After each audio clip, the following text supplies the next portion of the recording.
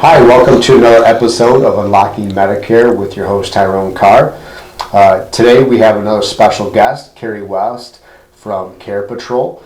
And so thank you, Kari, for coming in and sitting down and answering some questions that some clients have, and I'm really excited to have you here. My experience in the Medicare space for the past 17 years, one of the things that I've hear often from clients, or when we do seminars, people that have a family member, or it could be a spouse, that are in need of care, whether it be a nursing home, assisted living, or even home care, that can become an overwhelming process. So can you tell me a little bit about what Care Patrol, what you guys do, what you offer, and if you can just share a little bit about what you guys are and type of organization? Sure. Thank you for having me. Care Patrol is a nationwide company. We specialize in helping loved ones and their families find safe senior living, housing, home care, home health, hospice services. But primarily we do placements for family members that can no longer live safely at home, or someone who might just be downsizing from a larger home. They no longer want to care for the whole yard and everything, and they want to move into senior living independent apartments. So we pretty much cover the gamut, everything from a small 6-bed residential care home all the way up to the larger communities that have 100, 200, up to 1,000 different apartments in the community. So what would you say, Care Patrol versus your competitors, where you guys stand out, Place for Your Mom, for example, what would you say is some of the attributes that differentiates you guys from those other organizations? Care Patrol requires that we are all certified senior advisors, which means that, like an insurance person, we have to go to school to become certified. We take classes, we sit for a test, and we have continuing ed that is required every 3 years. So it's a nationwide designation that we all have, and it's required of us, so that we really do set ourselves apart and get to know the industry, financial planning, how that affects us, elder care law, veterans benefits, things like that. So we really know a lot about the industry, and we're not just lay people trying to give you advice.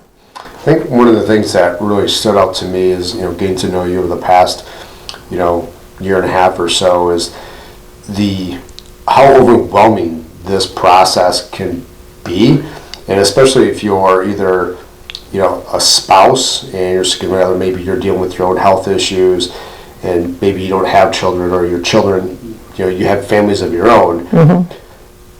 That seems to me, as a broker on the insurance financial side of things, that there's a tremendous amount of burden that you guys would take over for that, family member trying to assist. Because I always tell people, where do you begin when it comes to Medicare?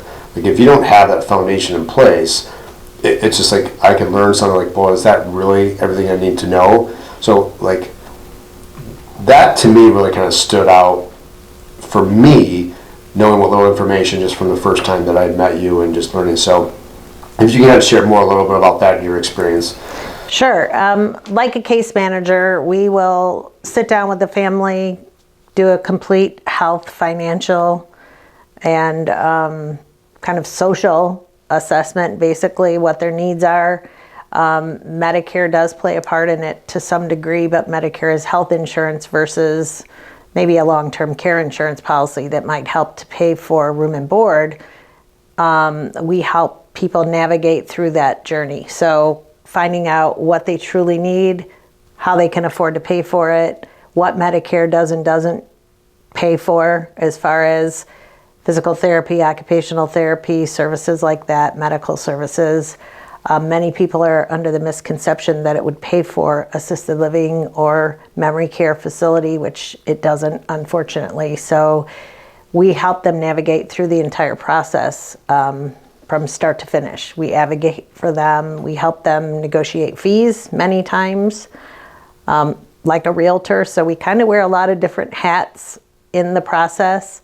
We act as social workers and counselors sometimes, holding the hands of the spouse who may be the primary caregiver at this time, and that becomes much too difficult for them, like you said, with their own health issues, to try to assist their loved one in finding the right placement. So you're right, it does become a lot sometimes, but we love what we do, and through our professional recommendations, we're able to find them the best possible care. Now, is it like I always share with clients, prospective clients, I'm only as good to you as your willingness to communicate with me, right? Because I don't have the ability to read your minds.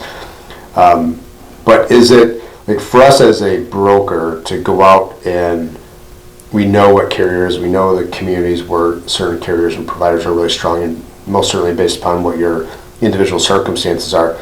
But you essentially as a broker for nursing homes and assisted living facilities, is it always better for them to use an organization like Care Patrol versus them trying to figure it out? Because I would say contacting the insurance carrier directly is never in your best interest, because at the end of the day, they don't have your financial best interest. They're not going to say, go contact company ABC or XYZ, because they have nothing to financially gain. Correct. Does that make sense? Yes. So at least the question that I have, is it always in their best interest to deal with an organization like Care Patrol? Yes, 100%. The reason being, like yourself, we have over 300 different options just in Oakland County alone, and many of them people wouldn't even know about because they don't advertise. We go through the Michigan State website, the LARA website, which is the Licensing and Regulation Board. We only deal with licensed communities. We vet them ourselves. We physically go visit these homes. We take a look at their annual surveys to make sure that they are citation free, and therefore we only recommend the absolute best communities that give the highest level of care. We treat most of our clients like we would our own parents and loved ones, and because of that, we have a very vested interest in making sure that we make the best recommendation the first time, and someone does not have to continually move because they made the wrong choice. And like you said, a community, if you go directly to the community, then obviously they're selling their community. So it may not be the best fit for the actual client. So we want to make sure that we give the best fit the first time. Okay, great. So here I want to get into the questions that we had proposed, the questions to our clients and asked them to email and questions. So we had a handful here just to ask you. Sure.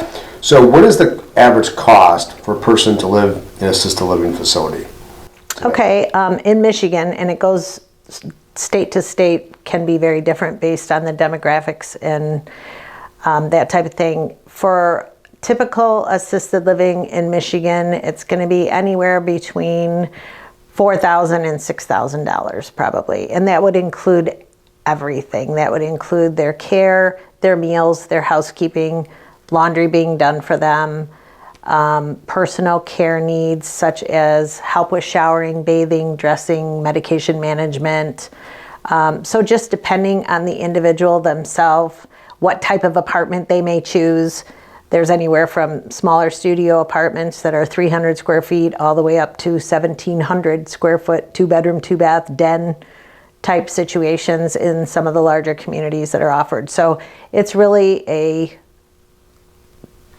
cross section of pricing, if you will, but I would say the average is between $4,000 and $6,000. Wow. Okay.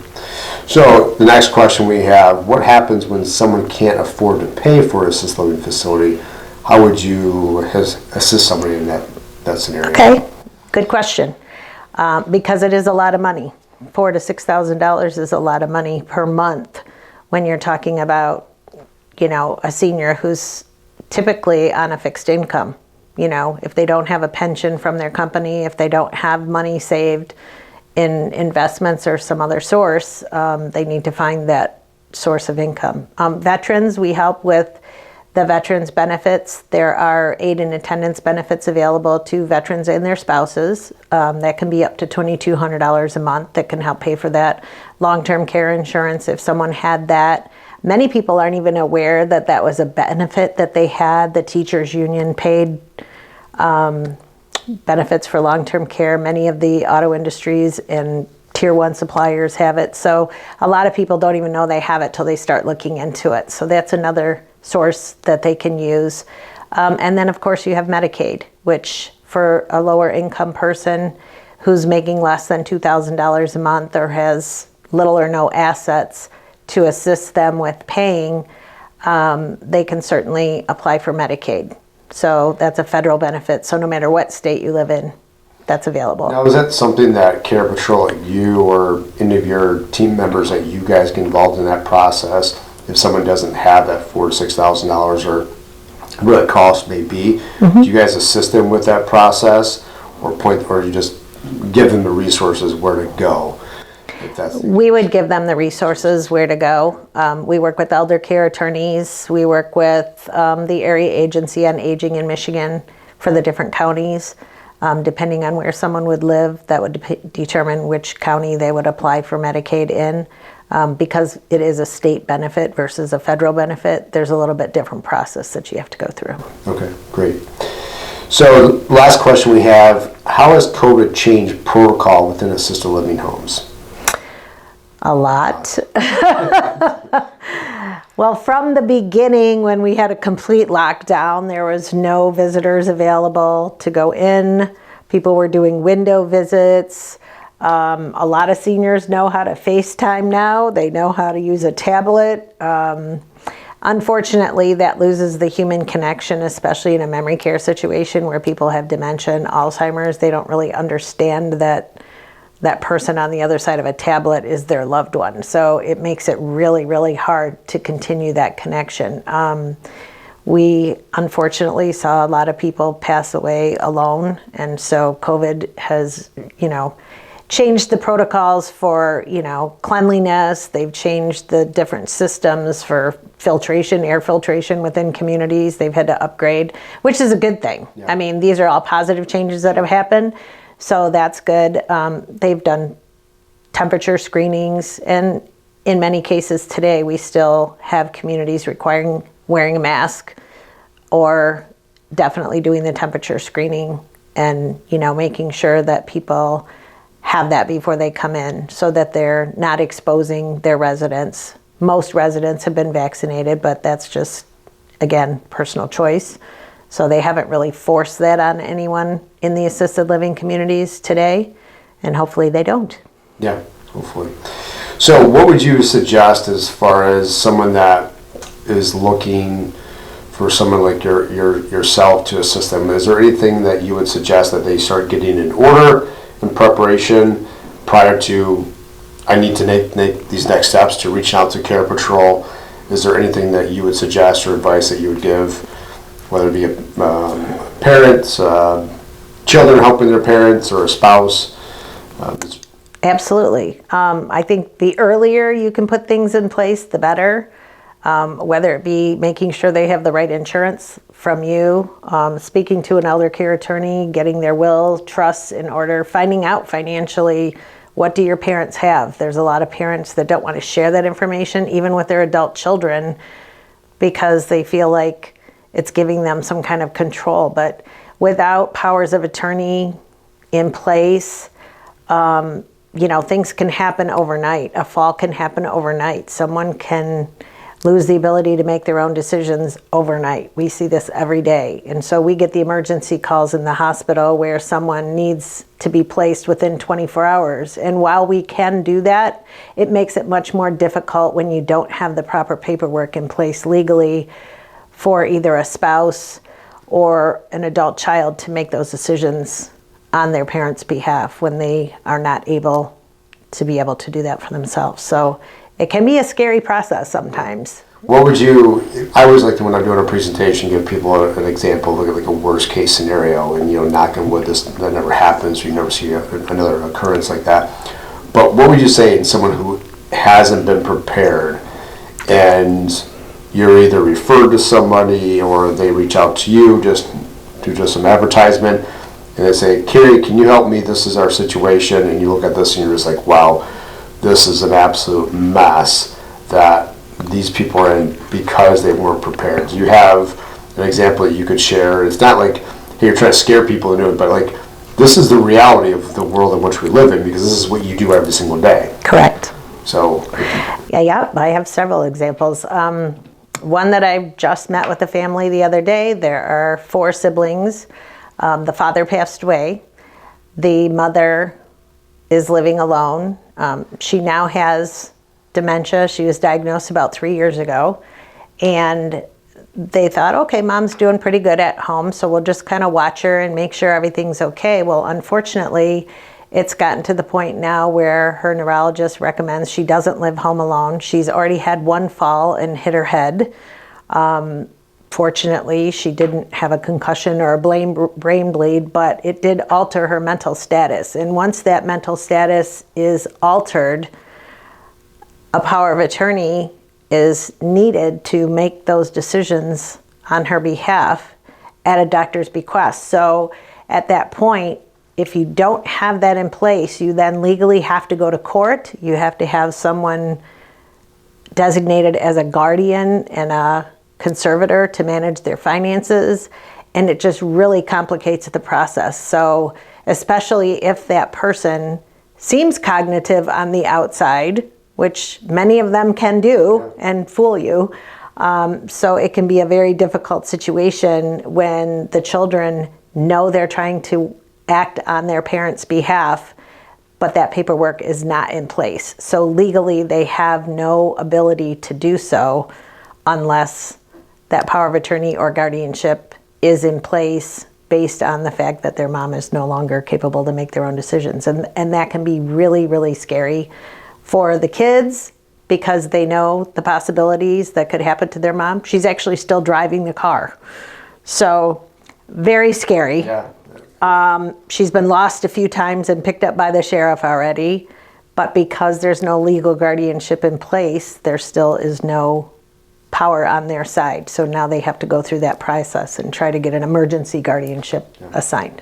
Yeah, I had something recently, the last couple months, husband and wife, and they've been together for a long time, and there's almost a 20-year age difference between the two of them. She's turning 65, and so she's carried the health insurance through her work. And just because, as simple as it was after the fact, we had submitted paperwork for enrollment, all that stuff, they wanted further documentation, and it was then brought to my attention that he's got some other health issues going on, but not having paperwork in front of you, or the information isn't fully disclosed, can make the job for us that much more difficult. Absolutely. Because we're not aware of it. So it's even not only communicating with, the kids communicating with their parents and kind of being aware of what's going on, but also communicating with the advisor as well, and just, full transparency makes things a lot easier. And it made things a little messier than what I cared to, but that's why we're here. So right.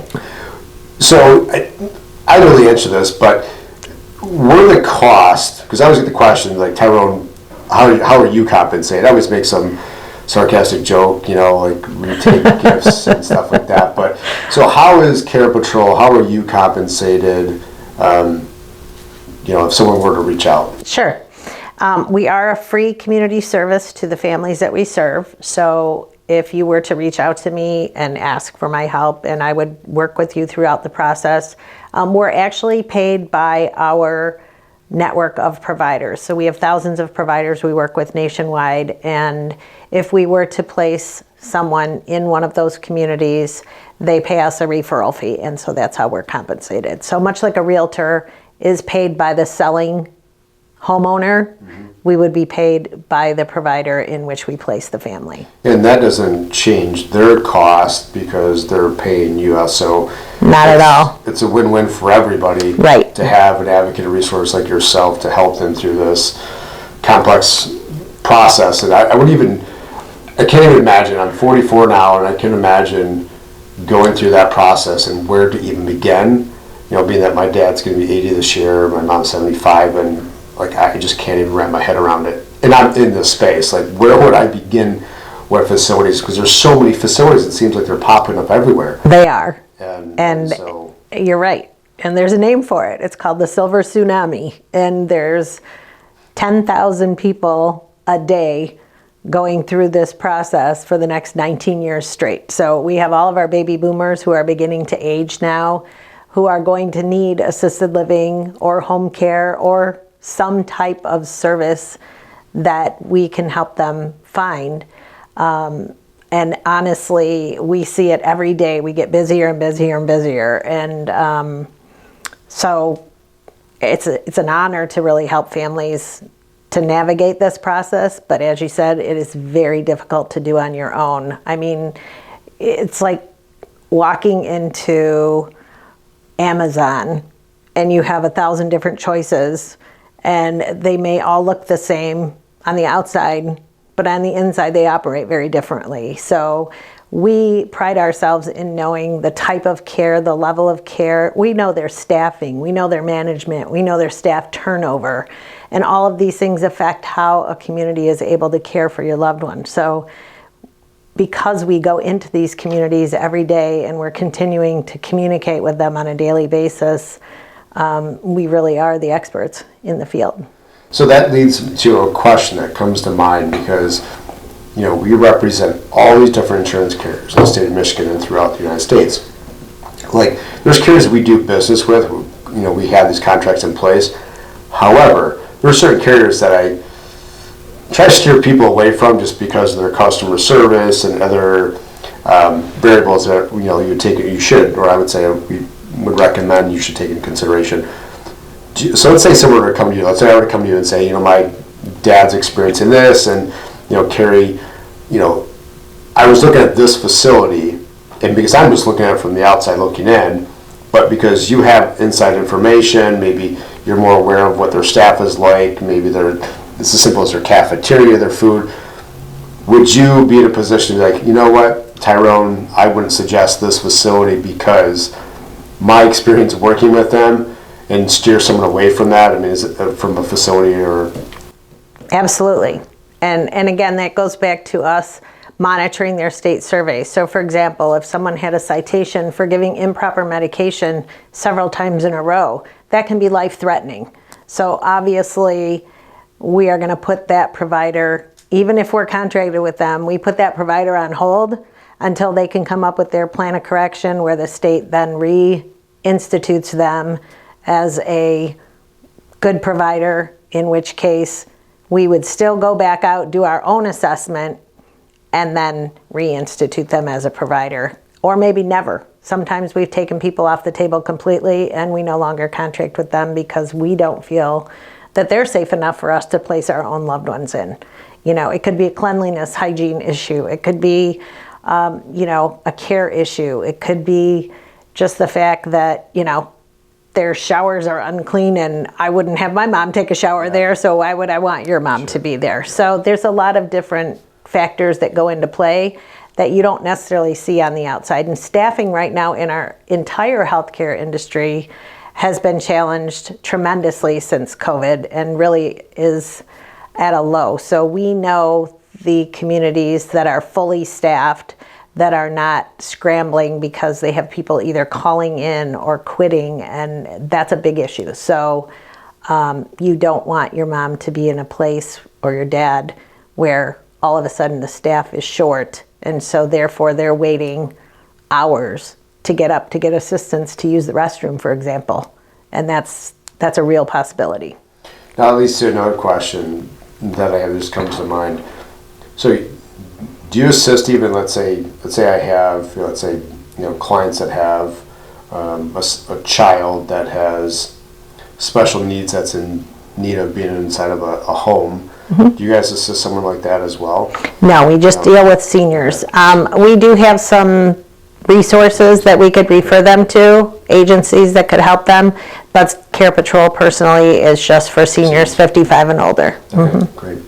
Well, I can tell you, just this short conversation, I've learned a lot, even though getting to know you and Care Patrol the last year and a half has been really eye-opening. So all I can suggest is anybody watching this video, you have questions, please reach out to us or Care Patrol, Kari West. I just think the world of them.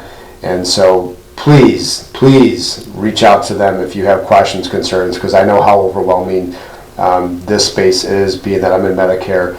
And so again, thank you, Kari West and thank you. Care Patrol. And so again, I'm sure we'll have conversations in the near future and have you on the show. So thank you for watching another episode of Unlocking Medicare. with Tyrone Carr. If you're looking to educate yourself on Medicare, and you're turning 65, or maybe you're already on Medicare, you just want to learn a little bit more than what you know, click the subscribe button below. Look for our videos. We'll be posting Monday, Wednesdays, and Fridays. And again, thank you.